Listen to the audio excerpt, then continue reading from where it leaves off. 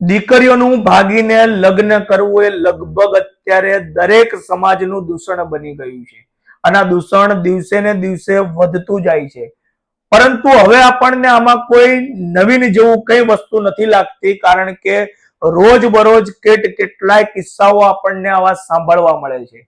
ભાગીને લગ્ન કરેલા દીકરા દીકરીઓ પણ થોડો સમય બહાર ફરીને કાયદાનો સહારો લઈને ફરીથી સમાજ વચ્ચે ઉપસ્થિત થઈ જાય છે.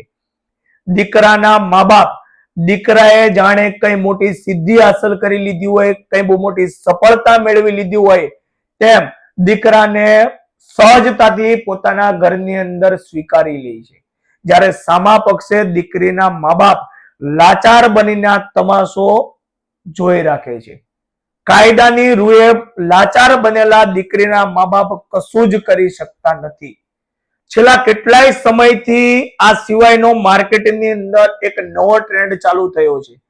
જે દીકરા અને દીકરીએ ભાગીને લગ્ન કર્યા હોય અને ફરીથી પાછા પોતાની ઘરે આવી ગયા હોય, જે દીકરી પોતાના સાસરેની અંદર 2 થી 5 મહિના રોકાયા પછી ફરીથી તેમના ધામધૂમથી લગ્ન કરવા માટેનું આયોજન ખુદ દીકરાના ઘરેથી જ કરવામાં આવે છે અને દીકરાના ઘરમાંથી જ કોઈ વ્યક્તિ, કોઈ પતિ પત્ની એ દીકરીનું કન્યાદાન કરવા માટે તૈયાર થાય છે. વોટ્સઅપ ની અંદર કંકોત્રીઓ વેચાઈ જાય છે, જમણવારના આમંત્રણ અપાઈ જાય છે. જે દીકરીને સમજણ આપવાનો સમય છે, જે દીકરીને કંઈક કહેવાનું છે કે ભાઈ બેટા તારાથી આ ભૂલ થઈ ગઈ છે, ત્યાં ખોટું કર્યું છે, આ બધી વસ્તુ કહેવાના બદલે એને આશ્વાસન આપવામાં આવે છે કે બેટા તું ચિંતા ના કરતી, તારા મમ્મી પપ્પા જો તારું કન્યાદાન કરવા માટે નહીં આવે તો અમે તારું કન્યાદાન કરી દઈશું. અરે કઈ બહુ મોટી તમે શું એના માટે એહસાન કરી દીધો કન્યાદાન કરીને? આટલી બધી જ કન્યાદાન કરવાનો શોખ હોય તો તમારા ઘરે જ એક બાળકીનો જન્મ કરાવવાની જરૂર હતી.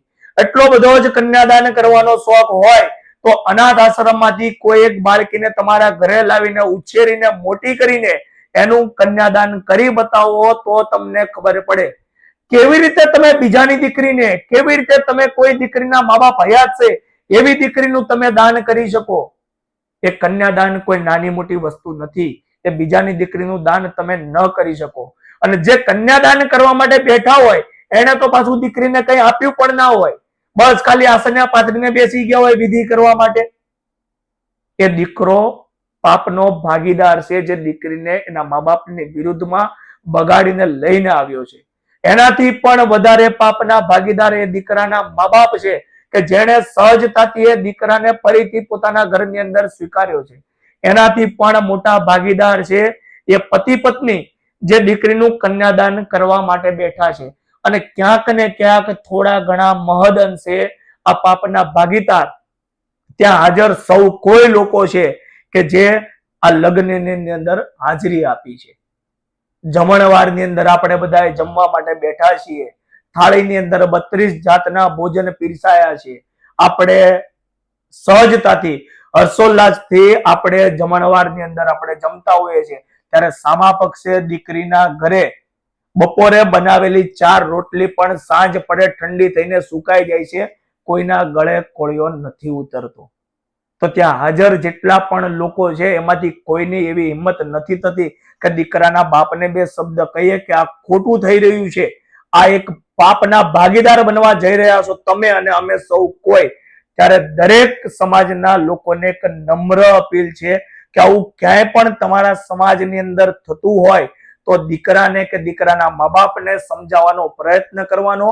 અને જો તમે સમજાવી નથી શકતા તો આવા લગ્નની અંદર હાજરી આપીને એના પાપના ભાગીદાર ક્યારેય ન બનશો.